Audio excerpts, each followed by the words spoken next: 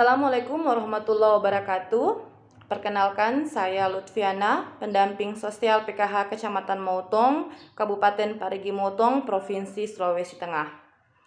Baik, dalam kesempatan yang berbahagia ini, perkenankan saya menjelaskan atau memaparkan modul pencegahan dan penanganan stunting bagi SDM Kesos. Dalam hal ini saya akan membahas modul 2, yaitu permasalahan stunting. Modul 2 sesi 1 yaitu permasalahan sosial. Nah, dalam sesi 1 ini ada beberapa poin yang akan kita pelajari bersama. Poin pertama yaitu konsep diri. Kemudian poin kedua yaitu pengertian stunting, penyebab stunting dan dampak stunting.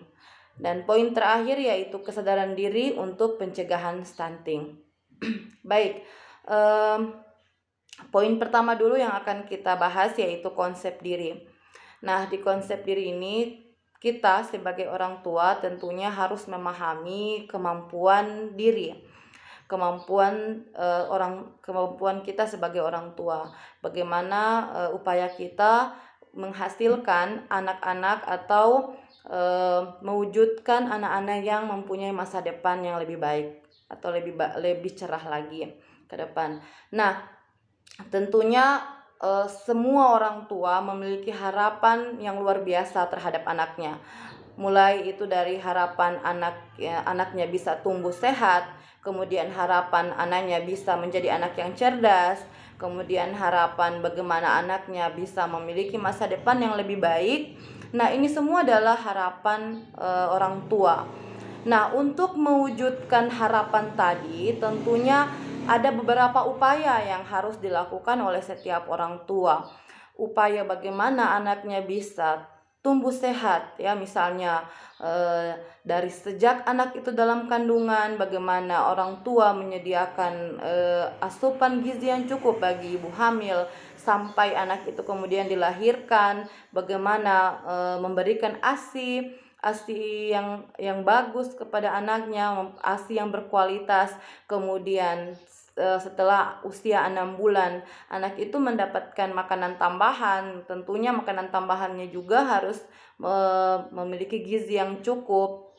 Nah, kemudian setelah anak itu tumbuh dengan baik, diharapkan ketika anak ini masuk sekolah atau tumbuh dewasa, nantinya dia memiliki pikiran yang cerdas. Nah, beberapa hal ini adalah harapan orang tua. Nah, harapan ini tentunya kita bisa capai dengan melakukan berbagai upaya, dengan melihat potensi yang ada di dalam diri kita sebagai orang tua. Nah, selanjutnya poin kedua yaitu terkait dengan stunting. Tentu istilah stunting ini bukan lagi istilah asing ya bagi kita semua. Stunting ini bukan lagi hal yang baru untuk kita, karena saat kita mengikuti posyandu itu sering kita mendengar istilah stunting. Nah, sekarang kita akan pelajari apa itu stunting. Nah, stunting itu adalah kondisi di mana tinggi badan anak itu tidak sama dengan anak yang seusianya atau lebih pendek daripada anak seusianya. Tapi dengan catatan tidak semua anak yang pendek itu adalah stunting, karena ukuran stunting itu sudah ada ya. Kalau di posyandu itu tentu tinggi badan anak diukur, berat badan anak diukur, kemudian perkembangan anak itu dipantau oleh tenaga medis. Nah, di situ baru bisa ditentukan ini anak masuk dalam kategori stunting atau tidak. Nah, kemudian stunting itu juga anak disebut stunting ketika anak itu mengalami 3G, ya, gagal tumbuh, kemudian gagal kembang, dan yang terakhir adalah gangguan metabolisme. Ketika anak mengalami 3 hal ini, maka dipastikan anak itu mengalami stunting. Nah, apa yang menyebabkan stunting? Nah, penyebab stunting itu ada 2, yaitu ada penyebab langsung dan ada penyebab tidak langsung. Penyebab langsung anak stunting itu adalah yang pertama adalah kekurangan gizi, kemudian yang kedua adalah mengalami sakit yang berulang-ulang atau mengalami penyakit yang berulang-ulang. Nah, untuk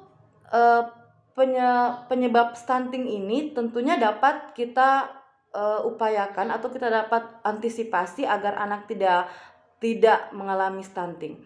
Nah, untuk mengatasi stunting itu sendiri itu harus upaya yang dilakukan itu dari saat ibu hamil ya, dan jadi dari anak itu masih di dalam janin ibunya, di dalam anak itu dalam berbentuk janin ya, masih dalam kandungan ibunya, itu sudah bisa dilakukan upaya dalam mencegah stunting, mulai dari asupan gizi yang cukup bagi ibu hamil. Nah, di sini peran seorang suami juga dituntut bagaimana kemudian memberikan gizi yang cukup kepada istrinya pada saat istri sedang hamil. Nah, kemudian pada saat anak lahir. Nah, pada saat anak lahir juga berikan dia ASI ya. ASInya tentunya harus ASI yang berkualitas, mulai dari ibu harus makan makanan yang bergizi, tidak stres. Nah, itu tentunya akan menghasilkan ASI yang berkualitas. Nah, selanjutnya penyebab tidak langsung. Nah, penyebab tidak langsung ini mulai dari penyebab tidak langsungnya terjadinya stunting itu contohnya kurangnya pemberian stimulasi kepada anak. Nah, seperti kita ketahui bersama, anak sejak dari dalam kandungan ibunya itu harus sudah diberikan stimulasi ya Bapak Ibu.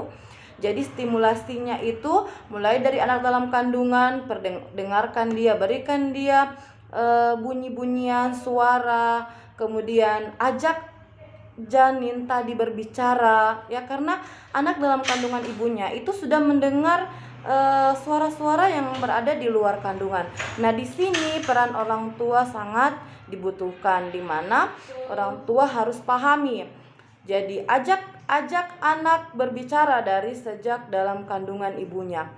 Nah, itu salah satu penyebab tidak langsung terjadinya stunting, yaitu kurangnya pemberian stimulasi. Ya, jadi banyak hal yang dapat menyebabkan terjadinya stunting, mulai dari kurangnya gizi dari sejak anak dari dalam kandungan sampai anak lahir, kemudian kurangnya mengikuti imunisasi ya. Selanjutnya penyebab lainnya juga penyebab tidak langsung tadi seperti saya sebutkan ya. Ada penyebab tidak langsung termasuk tidak cuci tangan pakai sabun, kemudian tidak cuci tangan menggunakan air mengalir, kemudian tidak buang air di jamban yang sehat. Nah, ini juga beberapa hal yang dapat menyebabkan terjadinya stunting. Nah, untuk dampak stunting tentunya banyak hal dampak dari stunting itu sendiri. Mulai dari pertama, ketika anak itu kekurangan gizi, maka ini akan mempengaruhi tinggi dan berat badan anak. Sehingga kita bisa melihat ada anak yang berat badannya dan tinggi badannya itu tidak sama dengan anak yang seusianya. Nah, ini bisa jadi anak itu stunting. Kemudian selain kurang gizi ya, perkembangan otak anak itu tidak berjalan dengan optimal, sehingga yang tadinya kita mengharapkan anak itu bisa menjadi anak yang cerdas, maka di sini akan mengalami kesulitan. Kenapa? Karena perkembangan otaknya tidak optimal. Nah, perkembangan otak itu bisa kita upayakan mulai dari pemberian gizi tadi, kemudian pemberian stimulan ya, sehingga pentingnya yang namanya hari pertama kehidupan.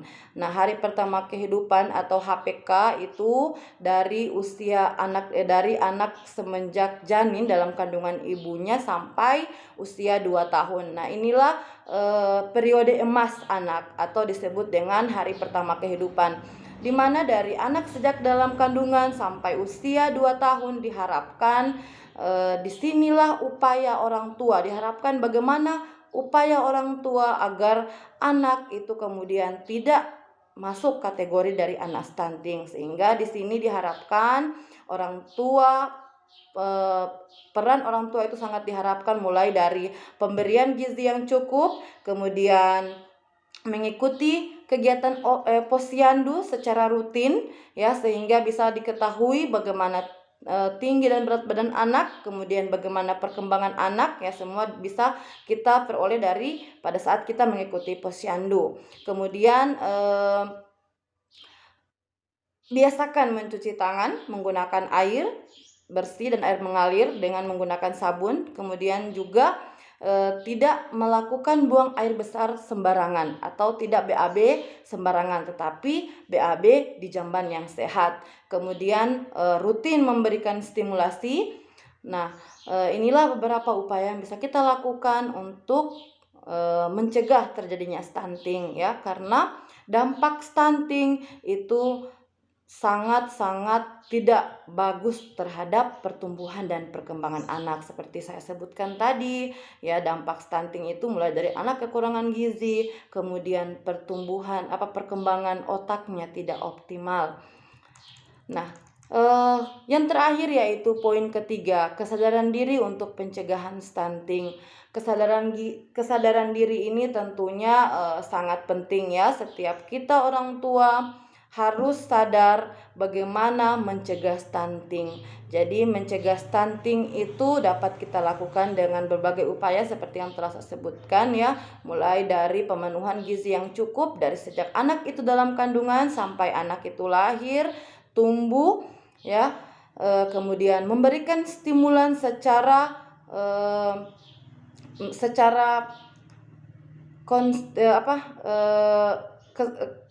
stimulan secara